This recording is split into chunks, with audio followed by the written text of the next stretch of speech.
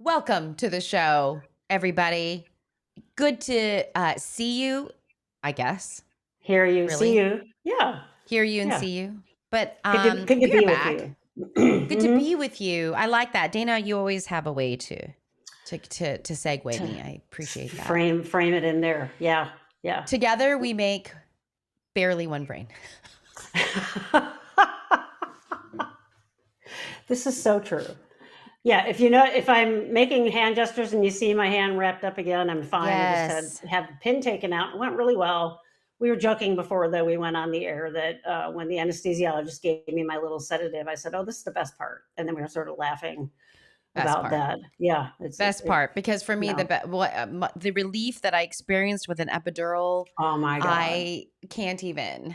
Yeah, After so many hours yeah. of labor. But Here's a yes. good segue. So when you're in pain, all you care about Yeah. is pain. So you're having your pain, and you don't care what other people are telling you. All you care about is your pain. It's a good segue to our topic, which is intrinsic motivation. How is that? It's That's a pretty good one. Yeah. It's a good one because I think there is quite a bit of disparity that can exist between intrinsic motivation and what other people see or interpret. Yeah. So let's do some Which defining, for those. So intrinsic is from within, internal, like my own motivation for something. Extrinsic would be, the motivation out there. And there can be things that are a combination of that. Like I always strive to do really well in grad school and get good grades.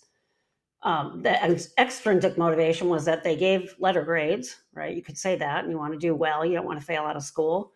And intrinsically, I just wanted to do as well as I could. So there can be some mixture of that. But I think particularly when it has to do with neurodivergence, I think a lot of how we are, like for me personally as an autistic person, I think a lot of how we're labeled is our disparity between what's intrinsically important to us and what's extrinsically expected, right? Yeah. And the further the disparity, the more of what we call dissonance is there. I sort of came to this a little bit with wonderful contributors on TikTok that I watch, but I was also sharing the other day on TikTok about we've done an episode on this where it felt like symptoms of autism kind of got worse as I've unmasked. And it really is just showing who I really am more and more, right? Yeah. And so it occurs to me that intrinsically, I may have not wanted to do something or went along with things because of social conventions, which would be like an external motivator, right? And not intrinsic motivator necessarily. And then once you're unmasking, you're just not ascribing to those quote rules or ways of doing it anymore. So it can feel to you like, oh, my symptoms are getting worse, which really you're just trying to unmask. I also thought of an example of, for our listeners and viewers, let's say you're at work, right? This has happened to all of us at work. And you get a task that you really love and want to do. So I've shared on here before that I track all the data for the program that I teach in, and I love doing that, right? No one else wants to do it, but I love it. So there's a lot of intrinsic motivation for me to do a really good job in that. And I enjoy doing it. Like, oh, I want to do this. I could get a task at work that I know needs to be done as part of my job, but I'm like, oh God, I really don't like doing this. So that would be a good disparity example where externally, the external motivation is, Dana, we need you to do this thing. And intrinsically, if it doesn't fit with, doesn't like twirl me or my bailiwick or whatever words you want to use for that, it's going to be a little bit of a drudge, or maybe I'm even going to procrastinate, or while I'm doing it, I'm going to be like, I don't like doing this. And especially in kids, neurodivergent kids, when you have this disparity, I think this is what gets pegged as like demand avoidance or resistance or task avoidance or laziness, whatever that is. All the shame-based words, like whatever, like, because what fills the dissonance is shame and judgment. That's usually, whether that's outside in or inside out, or inside in. whatever. Yeah, and Like, it can be really, yeah, exactly. It can be things that really don't seem like a big deal to you, but depending on how the yeah. environment reacts. I was looking at a picture. My family had a place in Florida, and we traveled down to Florida every summer. And there was this one family, the Landrys, that we knew down there. And I was looking at this picture of us on the beach one day, and I was probably like 11-ish, probably somewhere around there, 11 or 12. And it was all of us standing on the beach. We had clearly, the ice cream dude had come by, and everybody had snow cones, Mm, except I had this one. I still remember it was like this. It was like malted chocolate ice cream in a cup that you ate with like a wooden spoon, right? And I'm the only mm. one having something different. And I remember, Mhm. I'm like, oh, I remember. I used to order that because I thought it was bigger than anything else, right? But I also used to kind of get teased like I'm having something different than all the other kids are having. And I didn't care because I'm like, this is bigger than what you're eating and you're the idiot, right?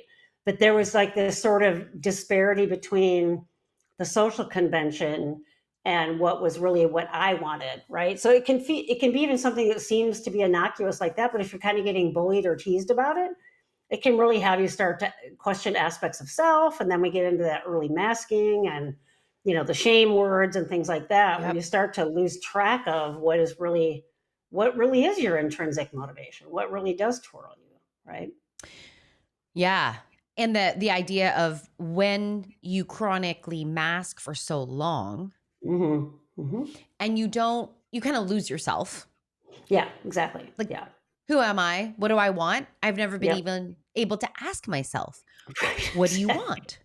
Yeah. Right? Yeah. So that is this piece. I love that we're talking about this because I often see, especially in teens and adults, Mm-hmm. the rash judgments that people make about Yeah. students, about young adults, and that their first thought is, well, when it comes to subways, this Mm-hmm. person has deep knowledge and can spend hours attending to the topic, researching the topic, planning things surrounding Mm-hmm. the topic. Obviously, they have executive functioning skills. Obviously, they have Yeah. attentional skills. Obviously, they have hard work ish, Yeah. Yeah. skills, but they just don't want to use it here. Yeah. It's Exactly. a Yeah. willful disobedience or and then I think the other thing that I It's hear labeled as that. is, Yeah. That you're just yeah, being disobedient. Yeah. non-compliant would be Yeah. another Oh. word. Non-compliant, Yeah. right, which is awful. Yeah. Non-compliant, disobedient, lazy, unmotivated, etc. The other thing that I see is this whenever there's this gap where I'm demonstrating these types of deep interest, which then fuel my attention and my Mm-hmm. engagement and participation, right? Um, I see that really bamboozle people, especially Yeah. because they really have a difficult time with this idea or this idea of, well, they're going to have to learn to do what they don't want to Oh. do because Yeah. that's what adulting is all about. And so, at what point in time do we then just say, well, you have to do this because it's good for you? Oh, So this yeah, is I mean, there another thing that I see yeah, too. absolutely, yeah, and you're right. I Yeah. mean, there is to a certain degree, that is some of what adulting is about. And Yeah. if I was asked to do a task at work that I know I needed to do and I didn't like, I wouldn't not do it. But that's also with an adult brain that can sort of tolerate that a little bit more. With a Yeah. kid brain, I'm thinking of when you were talking about someone learning about subways. That's kind of what grad school is like for me, because finally it was all about psychology. Undergrad was sort of a segue into that. But then I remember like growing up in early education was really about most of the topics, something I really didn't care about. So it was hard Mhm. to really focus on those. But yeah, so are you needing to face reality in adulthood? And there'll always be things that you need to do, that you have to do that you don't like. The Yep. problem is labeling the intrinsic motivation as pathological, right? Well, like you said, all those terrible Mm. words that you're using. I'm thinking of an Adlerian idea too that I was trained on. Adler really he broke away from the Freud and Vienna circle because they were so pathological. Yeah. And Adler said, he talked about motivation. He talked about something called teleology, which was, why does someone do what they do? And the idea was that what they're doing is the truest motivator of what's really going on. So if someone's like resisting, he didn't label it as resistance.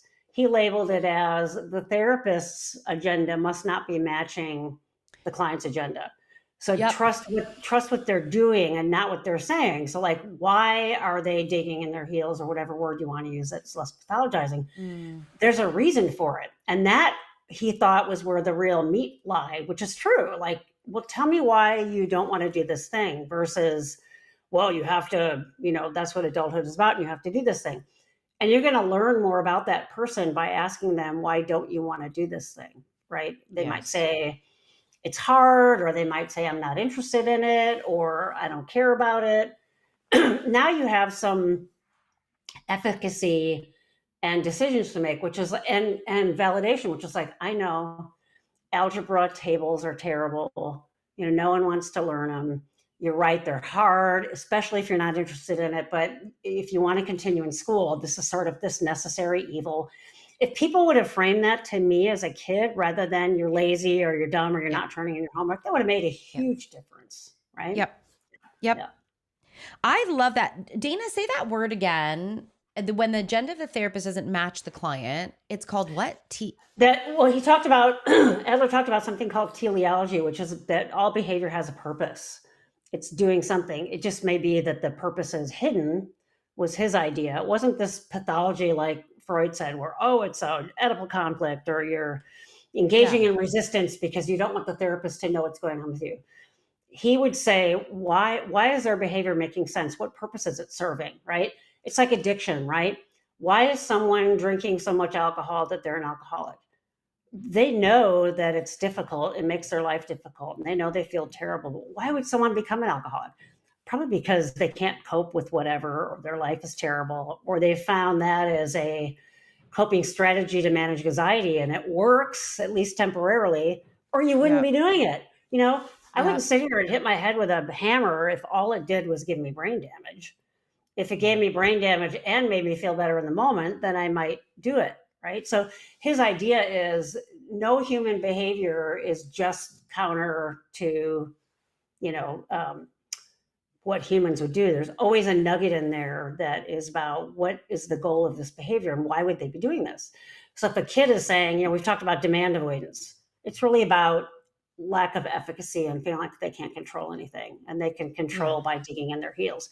So that Yeah. that that's a meatier place to go into. And for self exploration, it's better too. So instead of if you're digging your heels with something and you don't want to do something, and you're thinking, oh, I'm so dumb, I should be doing this, what's wrong with me, versus why am I freaking out about this? Because then you Yeah. can learn some self-compassion, like, oh, I think it's going to be hard, or I think people are going to laugh at me, or I don't know if I'm going to know all the steps to this, or whatever it is. Right now you have information that you can make some decisions, or maybe even get some help, or be more gentle with yourself, or whatever it is. Right.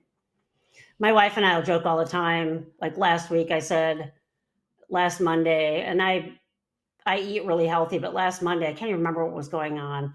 And I said, you know what? I'm having pizza and pudding for dinner. And my wife was like, sounds great. But we joke around all the time about, like, you're an adult. If you want to have pizza and pudding for dinner, have pizza and pudding for dinner, right? So it wouldn't be about what's going on with you. Just, Yeah. things are crappy. The world's on fire, and I'm having pizza and pudding because I can't deal with it. Right?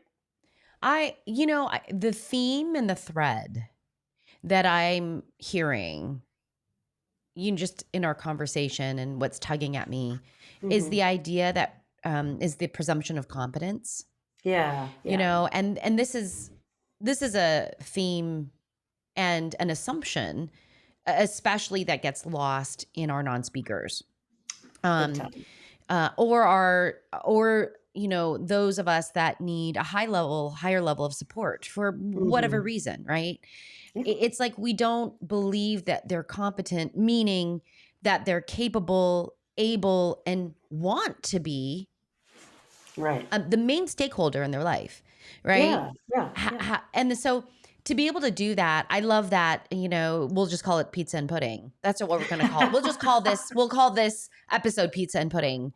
There But you go. Yeah. the idea of like, you do what you need to do Right. because you know. And I think that's very difficult though, Dana. I can see why sometimes that's hard for people where it's like, yeah, but they drink themselves to sleep every Right. night, Right. Yeah. right? If it So becomes, it's disrupting your life in a negative way. Yeah. Yeah. right. And I think that's what we're trying to say here. It's like there's a lot of movement and gray space in between Yeah. Yep. the extremes, Right. right? That yeah, it's the same conversation we have about, the crossover with stimming and OCD, right? That Yes. idea because this is that's another difficult concept that maybe we revisit again because Yeah. we've Yeah. done Yeah. that multiple times, but it's really something challenging I think for people to understand. And that Right. idea is we're not talking about or condoning or colluding with behaviors that are destructive and Yeah. Right. harmful to people. That's obviously a time when someone really needs more help. Not more judgment, And but more help. yeah, more help to explore what the intrinsic motivation is. So there you can have Yes. things Yeah, that yeah, that's have that good. are harmful, but also you're doing them because they're affording a release or something. And then, Yeah. exploring that and having a therapist help you move Yeah. through that. So yeah, that it isn't as simple as something's either intrinsically or externally, and there isn't mixture. There is. It gets sort of messy in that regard. But knowing what your intrinsic motivation is so important, right? Yeah. And then there's the context that it's in. My latest under my skin thing that's bugging the crap out of me in Washington, we have front and back license plates. I think in We California do too they in do as California. well. Mhm. And I'm noticing, probably because I have a new car and I'm waiting for my plates to come. And then I've noticed Mhm. every Tesla I see on the road, they don't have their license plate on the front. And it Yeah. really pisses me off, right? There's that justice thing like, well, how can you can do that? And then you could go into that and say, okay, so the front is shaped in such a way that a license plate really would make it look terrible, right?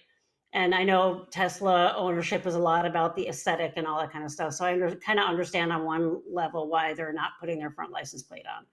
But on my other level, which is my rule following and justice Yeah. thing, is like, who said you could not put your license plate on?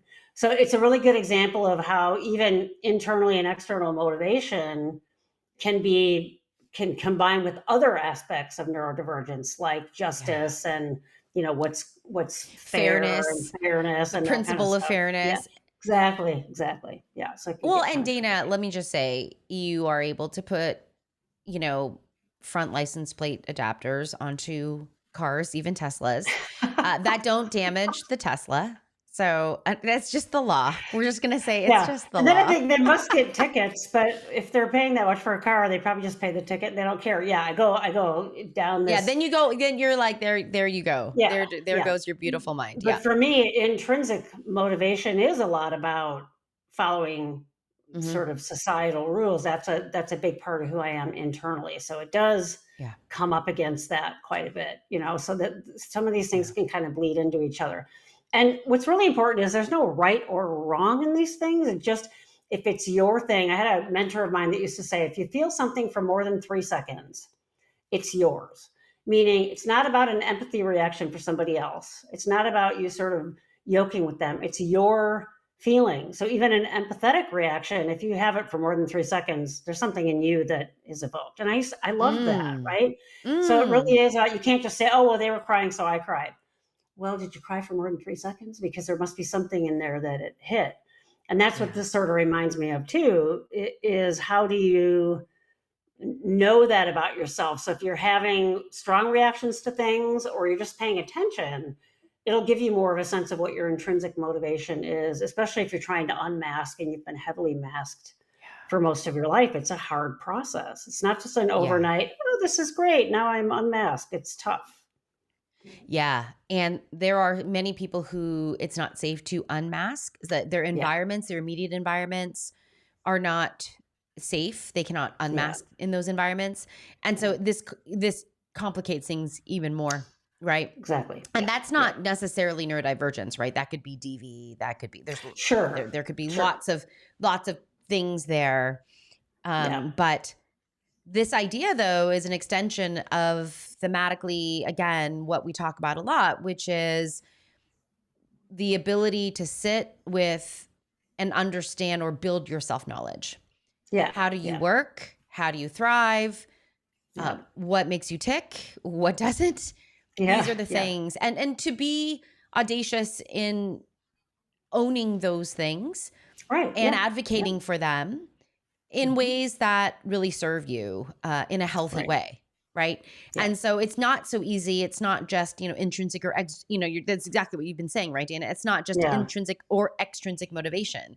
There's Right. so many things, which is why we also don't like the medicalized model of Yeah. diagnosis, right? Right. Right. We Yeah. want to really we tend to go back to the biopsychosocial Yeah. ideas of why we are how we are in Yeah. that What's the moment. context of that? Yeah. Exactly. Yes. Exactly. Yeah. And Yeah. context is everything. Yeah. So you can understand that for sure. Yeah. Yeah. Yeah. Yeah. All right, everybody. Ooh, I even learned more. I've been writing notes like crazy. I don't know if Ah. you're on YouTube. I'm always learning from Dana. So but yeah, I love this. And it's a question I'm gonna start putting into a lot of my work Nice. actually. Nice. So Nice. thanks for that, Dana. You're welcome. All right. All right, everyone. We will catch you in the next episode. Be good to you. Bye, everybody. Bye.